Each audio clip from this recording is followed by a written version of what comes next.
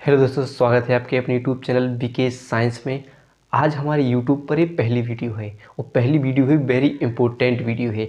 इस वीडियो में क्लास 10 के बच्चों के लिए यानी क्लास 10 की विज्ञान के रसायन के सभी महत्वपूर्ण प्रश्न मैं इस वीडियो में बताने वाला हूँ।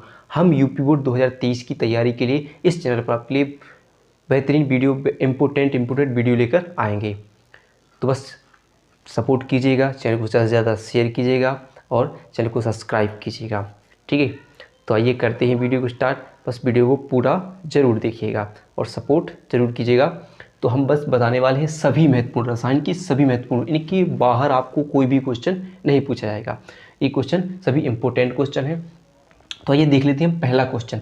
अब जैसे रासायनिक अभिक्रिया, पहला चैप्टर है रासायनिक अभिक्रिया वाला। तो रासायनिक अभिक्रिया जितनी भी है सभी इंपॉर्टेंट है, क्योंकि इनसे हम न्यूमेरिकल बनते हैं ऑब्जेक्टिव यानी विकल्प वाले क्वेश्चन बनते हैं। तो इन अभिक्रियाओं को उनमें से पूछ लिया जाता है। तो आपको जितनी भी रासायनिक अभिक्रियाएँ हैं सबको पढ़ना है। संयोजन, वियोजन, विस्थापन में एकल विस्थापन, द्विविस्थापन। द्विविस्थापन वेरी इंपॉर्टेंट है। द्विविस्थापन को आप करिएगा। आयनों के विनिमय जिसमें किसी अभिकारक के जो अभिक्रिया भाग लेने वाले पदार्थों के बीच आयनों के विनिमय से जो अभिक्रिया होती है वो क्या होती है? द्विविस्थापन होती है। तो द्विविस्थापन को आपको पढ़ना है, वेरी इंपॉर्टेंट है। रेडॉक्स अभिक्रिया, रेडॉक्स में क्या है? अपचयन और उपचयन अभिक्रिया। रेडॉक्स अभिक्रिया, अपचयन और उपचयन इनको पढ़ना है। और ऊष्माक्षेपी और ऊष्मा शोषी अभिक्रिया भी साथ में आपको पढ़ लेनी, क्योंकि उसमें भी आपके लिए विकल्प में अभिक्रिया दे दी जाती है। उसमें पूछा जाता है कि निम्न में कौन सी अभिक्रिया है, तो आपको पहचानना होता है। तो ऊष्माक्षेपी और शोषी दोनों अभिक्रियाओं को आपको तैयार इनको भी करना है। तो ये वेरी इंपॉर्टेंट अभिक्रिया है, इन्हें अच्छे से तैयार कर लीजिएगा। अगर आपने इनको तैयार किया तो आप अच्छे से समझ सकते हो कि आपका एक ना एक अभिक्रिया आपके लिए पूछ ली जाएगी।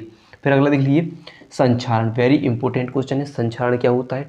संक्षारण को अच्छे से तैयार करिएगा। संक्षारण जानते हो, जंग लगना यानी किसी धातु का नमी या वायु की उपस्थिति में धीरे धीरे क्षय होना क्या होता है? संक्षारण। तो आपको इनको अच्छे से याद करना है। और बचने के उपाय, कैसे बच सकते हैं। इसमें क्वेश्चन एक पूछा जाता है कि जस्तीकरण किसे कहते हैं? तो यानी जो लोहे को जंग से बचाने के लिए हम क्या करें? जस्ती की परत चढ़ाते हैं, जेड जिंक की परत चढ़ाते हैं, उसे जस्तीकरण कहते हैं।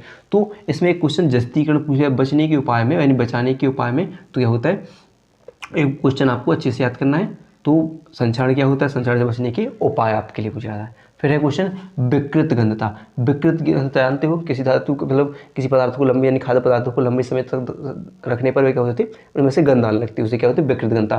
तो क्वेश्चन एक पूछ लिया था, विकृत गंधता क्या होती है? वेरी इंपॉर्टेंट क्वेश्चन है।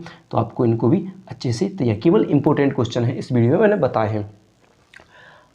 और इससे एक और क्वेश्चन है कि नाइट्रोजन बढ़ जाती है कि खाद्य पदार्थों को में नाइट्रोजन का उपयोग किया, नाइट्रोजन गैस का उपयोग क्यों किया जाता है? इन जो पैकेट आते हैं उनमें नाइट्रोजन गैस क्यों भरी जाती है? तो आप जानते हो कि नाइट्रोजन अक्षय गैस है, उसे भरने से ये क्या होती है कि वह क्रिया नहीं करती है खाद्य पदार्थों से और सड़ने से बचाती है। फिर अगला क्वेश्चन देखिए, अम्ल क्षार। अम्ल तथा क्षार वेरी इंपॉर्टेंट। अम्ल क्षार क्या होते हैं? अम्ल क्षार की पहचान और अम्ल क्षार में अंतर पढ़ लीजिएगा। फिर अगला क्वेश्चन देखिए, उदासीनीकरण। तो आप जानते हो कि उदासीनीकरण अम्ल क्षार की क्रिया के बाद जो जल तथा लवण बनने की क्रिया को क्या बोलते हैं? उदासीनीकरण कहते हैं। तो आपको उदासीनीकरण आईएमपी वेरी इंपॉर्टेंट क्वेश्चन है। फिर देख लेना अगला क्वेश्चन है प्रश्न नंबर 7, पीएच मान। अब के लिए क्या पूछ लिया जाएगा? सूचक क्या होते हैं और साथ में क्या पूछ लिया? पीएच मान। पीएच मान के न्यूमेरिकल सबसे ज़्यादा पूछ जाती हैं। विकल्प में पूछ लिया कि मान लीजिए आपके लिए दीजिए हाइड्रोजन आयन की सांद्रता 10⁻⁵ है, तो उस बिलियन का पीएच मान ज्ञात कीजिए। तो पीएच मान आपको बस चैनल को सब्सक्राइब कर लीजिए। इस वीडियो में सभी जितने भी क्वेश्चन मैंने बताए हैं सबको कराने वाला हूँ और पीएच मान भी आप चुटकियों में निकालना सीख जाओगे। तो बस लास्ट तक देखिए पूरी वीडियो को और बस आपको चैनल को सब्सक्राइब कर लेना है। और अगले आने वाली वीडियो आपके लिए पीएच मान की होगी, जिसमें आपको पीएच मान निकालना मैं बताऊंगा। फिर अगला देख लीजिए, baking soda, Dhawan soda, plaster of Paris की बनाने की विधि, गुण और इनके उपयोग आपको याद करना है इसी चैप्टर से। यानी जो लवण होते हैं, लवण के सब यौगिक होते हैं। तो baking soda, Dhawan soda, plaster of Paris और इनको बनाने की विधि, गुण और उपयोग। और साथ में आपको अगर और भी याद हो तो ब्रेंजक चूर्ण भी याद कर लीजिएगा। ब्रेंजक चूर्ण भी वेरी इंपॉर्टेंट है, तो आप इन सबको याद कर लीजिएगा। बेकिंग सोडा क्या होता है? बेकिंग सोडा का रासायनिक नाम, अणु सूत्र इतना ही पूछ लिया जाता है कि आपको बनाने की विधि आ जाती है यानी कि कोई उपयोग आ जाते हैं या गुण आ जाते हैं। तो इन सब हर एक क्वेश्चन इंपॉर्टेंट है इनमें, क्योंकि इनमें एक ना एक क्वेश्चन आप इनसे पूछ लिया जाता है। ठीक है, फिर अगला क्वेश्चन है प्रश्न नंबर 9, खनिज तथा अयस्क। खनिज क्या होते हैं? अयस्क क्या होते हैं? खनिज में अंतर, खनिज तथा अयस्क में अंतर पूछ लिया जाता है।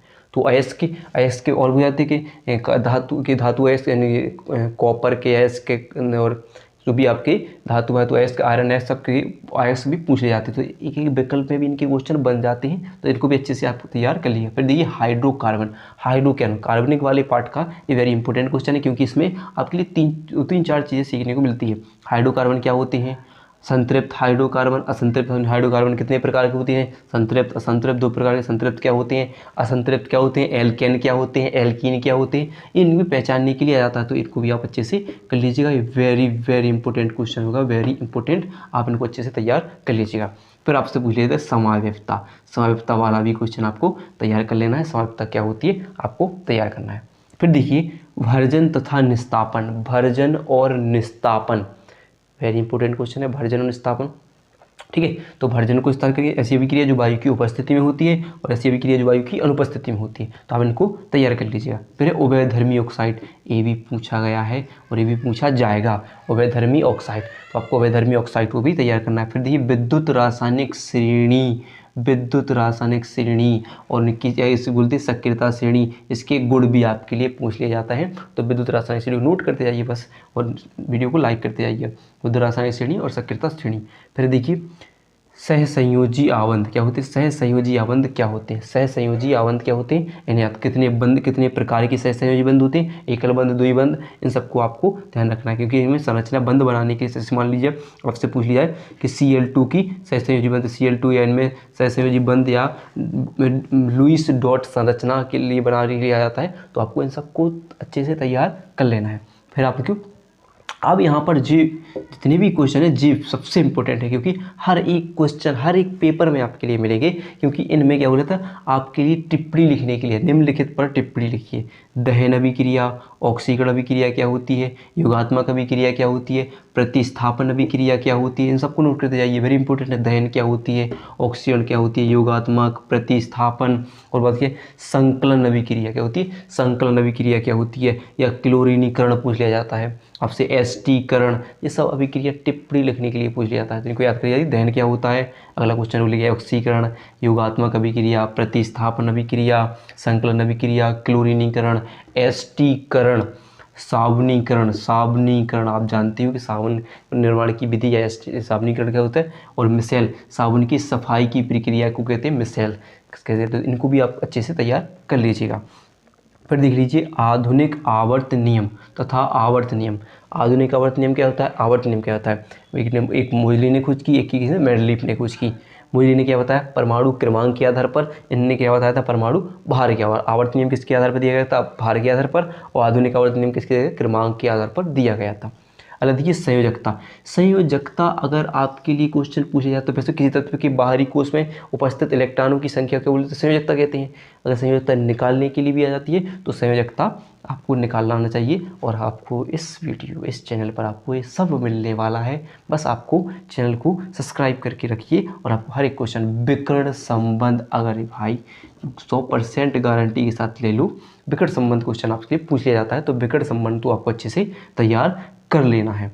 ठीक है, फिर देख लीजिए आधुनिक आवर्त सारणी की विशेषताएं पूछ ली जाती हैं, विशेषताएं पूछ ली जाती है, आवर्त तथा वर्ग के गुण पूछ लिए जाते हैं, और आवर्त सारणी के गुण तथा दोष पूछ लिए जाते हैं। तो इनको आप अच्छे से याद करिए। आवर्त के गुण, आवर्त तथा वर्ग के क्या उसे गुण पूछ लिए जाते हैं या विशेषताएं पूछ ली जाती हैं, तो आपको इनको भी अच्छे से याद करना है, आवर्त सारणी के गुण और दोष को याद करना है। और अब देखिए लास्ट क्वेश्चन है 30, एल्कोहल तथा एथेनोइक अम्ल। अगर क्वेश्चन पूछ भी लिया जाए कि एल्कोहल क्या है, एल्कोहल बनाने की विधि, एथेनोइक अम्ल बनाने की विधि, यानी कि रासायनिक गुण या भौतिक गुण पूछ ले जाते हैं, तो इन्हें आप कर लीजिएगा। तो इस प्रकार ये क्वेश्चन जितने भी हैं सब इम्पोर्टेंट हैं, आप इनको तैयार कीजिएगा, आपको हम तैयार कराएंगे। बस चैनल को सपोर्ट कीजिएगा, हमें सपोर्ट कीजिएगा और चैनल को आगे बढ़ाइएगा, और हम आपके लिए भी 2023 के लिए इसी प्रकार इम्पोर्टेंट क्वेश्चन और इम्पोर्टेंट वीडियो लेकर आएंगे। ठीक है, वीडियो देखने के लिए आपका बहुत बहुत धन्यवाद।